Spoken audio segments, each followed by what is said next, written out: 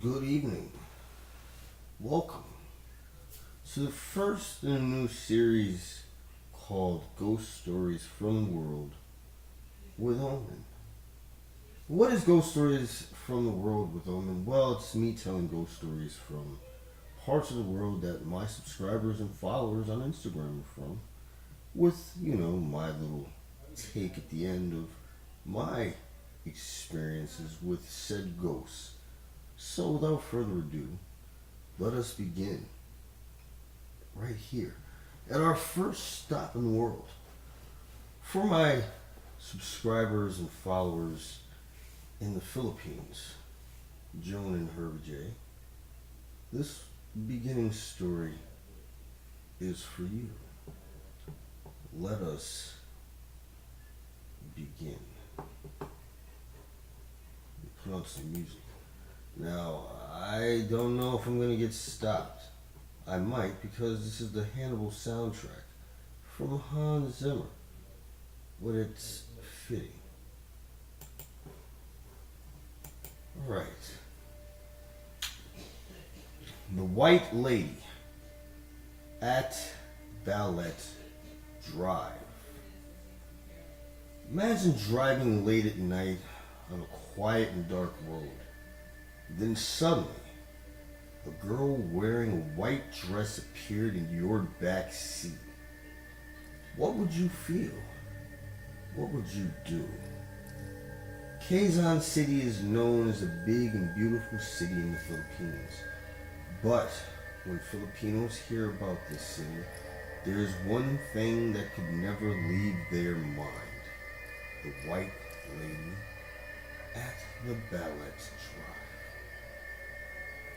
Balete Drive is a road that seems made to order for ghosts. The street wasn't well lit because big trees blocked the lampposts. No light from the nearby houses reached the street because high concrete walls surrounded them. So the street was empty, dark, lonely, and scary. This spooky road is where the White Lady resides. People who have encountered the White Lady said that she wears a long white dress and has long black hair. Some said that the White Lady tries to hitchhike with the people who pass by and suddenly disappears. There are different stories about the identity of the White Lady. According to a person living on the Balete Drive, the White Lady was a college student who sneaked into their home to go with her friends. They got into a car accident and she died. Some also believe that the White Lady was a young woman raped by Japanese soldiers. There is also a version that a taxi driver raped the girl and she continues to find the person who did that to her. Until today, many taxi drivers are still scared to take the Balete Drive at night, fearing that they might encounter the White Lady. Many people, even famous Filipino celebrities like Maris Recall, still share their encounters with the White Lady until this day. Whether it's true or not, it wouldn't hurt to at least drive there when you go to the Philippines. Who knows? Maybe you'll get the adventure that you're looking for. Adventure that I was looking for. Well, what adventure was I looking for? Of course you all know what adventure I was looking for. It's the same adventure that I look for anytime I go on any of these adventures. I'm looking for ghosts.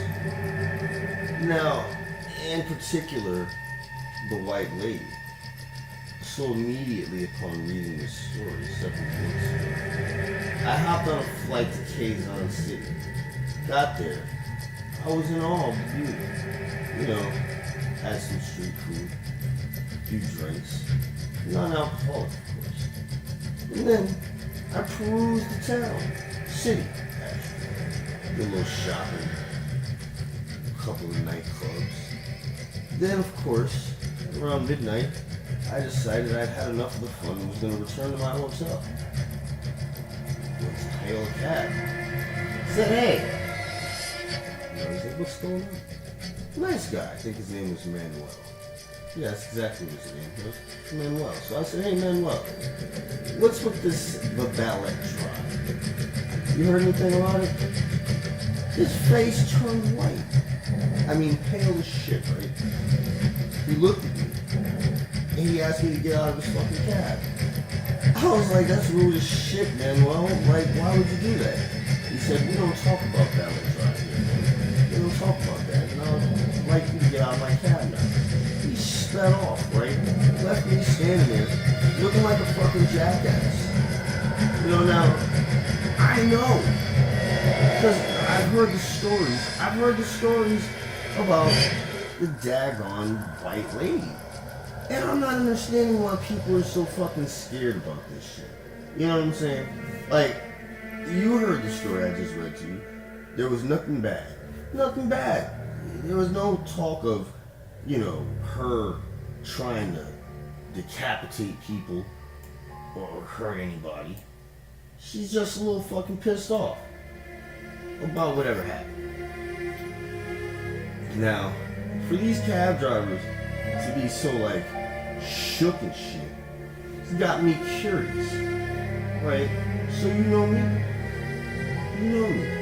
I'm a curious guy, so I decided instead of taking a cab, I'll walk, find out what's going on. Why are these cab drivers so shook? You know, stories say it could have been a Japanese soldier. I see Japanese people walking around, they're not acting shook, so, you know, maybe, in my head I'm thinking, it probably was some taxi driver. That's why they're all shook. They know. Maybe there's like a whole underground organization of taxi drivers are like kidnapping women, and that's what the white lady is trying to tell us all, right? That's what I'm thinking is going on. So like I said, I started investigating this shit, right? You know, I decided I'm gonna move to the Philippines for a little while. So that's what I do, you know, change my citizenship and shit, you know, because I can do shit like that. You guys can't, I can't. Now that's what I did, change my name to Rafael Ramos. So here I am chilling, Rafael Ramos I am, right? Doing my investigating I'm doing. Become a cab driver. Of course, why not? Best place to be is in the bee's nest if you want to learn about bees, right? Of course, like why would you not be in the bee's nest if you want to learn about bees? I digress. That's not what we're talking about. We're talking about why are the cab drivers so shook about the Balete drive? So of course, one night, I get a call. It's a young lady. She says, oh, blah, blah, blah. I said, I'll be right there. She said, oh, you will? I said, yes, I will. You sound surprised. She says, well, I am. No one ever comes this way. I said, I'll be right there. So off I go, right? Head down to the drive, looking at the scenery in the city. It's a nice, beautiful Friday night. Shit's lit. Shit's lit. I don't know if you guys have ever been to Quezon City, but Quezon City on a Friday, boy, yo, lovely. They know how to party, people, and get down on some real shit. I was enjoying myself, driving the cab. Ladies was out there doing what ladies do. Dudes doing what dudes do. People being people, hit Balete Drive, see the lady standing there, right? Not paying too much attention to what she's wearing because, like I said, ladies are out doing what ladies do. It's a nice hot summer day, tropical weather, tropical clothes. You know where my eyes are at, right? Not too busy paying attention to this chick wearing some pretty plain stuff. Plain white stuff, right? Lady, white clothing. Now here I am, right? Because the story didn't specify that this white lady wasn't a white lady, right? So I'm thinking it's a white lady. It's not a white lady. Now, of course, you're like, well, they described her as wearing white and having black hair. I said, yeah, but they could have said the lady in the white dress instead of the white lady, right? So once again, just to clarify, when I see this lady with black hair in a white dress standing there. I didn't think nothing of it. She gets in the car. Bow! Sits down. I'm doing what I do. Driving. Making small talk. Hey, how you doing? Reese. The cab driver. Ah! Reese. No. What am I saying? It's Raphael. Ramos is my name. Raphael Ramos. How are you? She doesn't say shit, right? Which I think is kind of rude. Because here I am being all, nice, personal. And she's not saying a goddamn thing. So I look at my rear view, right? See what she's doing. Her head's down. Hair's kind of like covering her face. She looks kind of like the girl from The Ring and many Japanese horror films, chick, black hair. Once again, I'm not thinking nothing of it. I'm figuring she's looking down at her phone. Most people this age, that's what they're doing. They're in their phone. So I'm like, hey, I'm gonna put on some music, hope you don't mind. And I keep on driving. Turn the music up. I'm enjoying myself. Jamming. Like I said, the streets are beautiful. Now, no forbidden Quezon City. Balete Drive is a nice good little drive. Like they said, dark. Scary, eerie. Light, not much. Right? Gets this end. Where it's almost like the light just disappears into a dark void. Right? Now I'm thinking to myself, she wants to be dropped off here? This seems like not the type of place that I would want to drop off a young lady by themselves. So I turn around and I say, excuse me, miss. And she's gone. I'm like, oh shit. Did this chick hop out the fucking cab without me knowing? Get a fucking free ride and shit. So, I hop out the cab, I start looking around like, where the fuck did this fucking girl go, man? God damn, waste my fucking time. I'm not fucking getting fucking paid. And I'm in this dark ass fucking place and shit. I don't know what the fuck's going on. Damn. So I hear a voice whisper, this way. I'm looking around and shit, like, what the fuck? What the hell's going on? Shine my little fucking light, because we keep flashlights so we can, shine at people so they know that we're the cab that's there for them. You think they would know because they called the fucking cab. The cab pulled up to them. It's probably the cab they called, but we have to carry flashlights. To click, hey, cab, here, you get in, let's go. Right? Boom, so flashlight, I flash in the direction. See this girl, hair black, white dress. I'm like, hey, come on, lady. What are you doing? You owe me some money for the ride and shit. And I would appreciate if you would come back over this way so that we can handle the transaction in an orderly fashion. So I can go on about my day and you can go on about yours. And she doesn't say anything. She just turns around and starts walking into this alley. Right? So I follow her reluctantly. I'm thinking, what is she doing? Like, is my money in here? Of course you're probably saying to yourself, dude, you could get robbed. It's not like that. It's not like that, Been living here for like a year, some change stuff. Never got robbed. Pretty good place. Told you, Raphael Ramos. Living in the Philippines. Love the city. Great. Looking up stuff. City. Going alley. Girl. Scene that I see in front of my face. It's almost like we get transported somewhere else. Right? Somewhere else. And this somewhere else that we've been transported to is like this alley. But it's not at the same time as when things were happening when I first got there. It's changed. Things are different, right?